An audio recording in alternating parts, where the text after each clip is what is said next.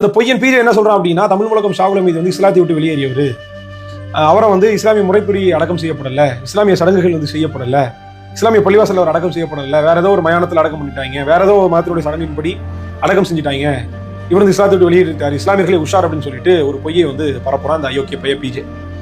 இதுல என்னடான்னா, கொரோனா காலத்துல மாமா ஷாகுல் ஹமீது வந்து இறந்து போறாங்க. அந்த காலகட்டத்தில் இருந்த நெருக்கடிகள் உங்களுக்கு தெரியும். ஒரு பள்ளிவாசல்கள் எல்லாம் வந்து திறக்கப்படலை. அப்போ அந்த காமாட்சி மருத்துவமனையில் தான் மாமா வந்து அட்மிட் செய்யப்பட்டிருந்தாங்க. அங்கே தான் மறைவேதினாங்க. காமாட்சி மருத்துவமனையிலிருந்து மாமாவினுடைய உடல் எடுத்துட்டு வரப்பட்டது ராயப்பேட்டை பள்ளிவாசலுக்கு தான். பள்ளிவாசலில் தான் மாமா அடக்கம் செய்யப்பட்டிருக்காங்க. அது எல்லாருக்குமே வந்து தெரியும், பள்ளி ஜமாத்தினுடைய நிர்வாகிகளுக்கு தெரியும்.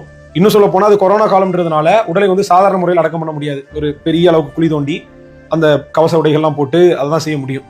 அப்போ தங்களுடைய உயிரையும் துச்சமாக கருதி களத்தில் நின்று எங்கள் மாமாவினுடைய உடலை அடக்கம் செய்த சகோதரர்கள், அர்ப்பணிப்பான தமுமுகவினுடைய சகோதரர்கள் தான் அந்த அடக்க பணிகளை வந்து செஞ்சாங்க. அவங்களுக்கு எல்லாம் வந்து பெரிய கூலியை வந்து கொடுக்கட்டும். அப்போ அடக்கம் செஞ்ச அந்த தமுமுக சகோதரர்களுக்கு நன்றாக தெரியும் தமிழ் முழக்கம் ஷாகுல் ஹமீதுடைய உடல் ராயப்பேட்டையில் தான் அடக்கம் செய்யப்பட்டுச்சு அப்படின்றது.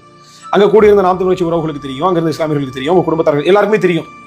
அப்போ எல்லாருக்குமே தெரிஞ்ச ஒரு செய்தியை இந்த பொய்யன் பீஜே என்ன செய்யறான்னா, வேணும்னே திட்டமிட்டு ஒரு அவதூறை பரப்பணும் அப்படின்றதுக்காக, நீ எங்க மேல பரப்பிக்க, இஸ்லாமிய மக்கள் நாம் தமிழ்ச்சியில பயணிக்க மேல பரப்பிக்க, ஒரு மருகவனுடைய விஷயத்துல விளாடுறியடா, டே அல்லாஹ் உன்னை மன்னிப்பானடா, மறைந்த ஒரு மருகும் அவர் பத்தின ஒரு உண்மை செய்தியை இப்படி பொய்யாக சொல்லி, உனக்கு அந்த சீமான் மேலேயோ நாம் தமிழ் கட்சி மேலேயோ வெறுப்பு இருக்குதுன்னா எங்க மேல காமிச்சிட்டு போ, மறைந்த எங்க மாமா உன்னை என்ன செஞ்சாரு, இப்படி அந்த பொய்யன் வந்து பரப்பிட்டு இருக்கிறான்.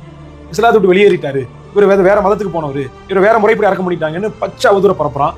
இதையும் தெரியாம சில சகோதரர்கள் என்ன பண்றாங்க அப்படின்னா பரப்பிட்டு இருக்காங்க. அல்லாஹ்க்கு பயந்துக்கோங்க. அந்த பொய்யன் பீஜேனுடைய அந்த அவதூறுகளுக்கு நீங்க வந்து எடுத்து பரப்புனீங்க அப்படின்னா அவனோட சேர்ந்து நீங்களும் பதில் சொல்ல வேண்டி வரும். மருகும் விஷயத்துல கவனமா இருங்க.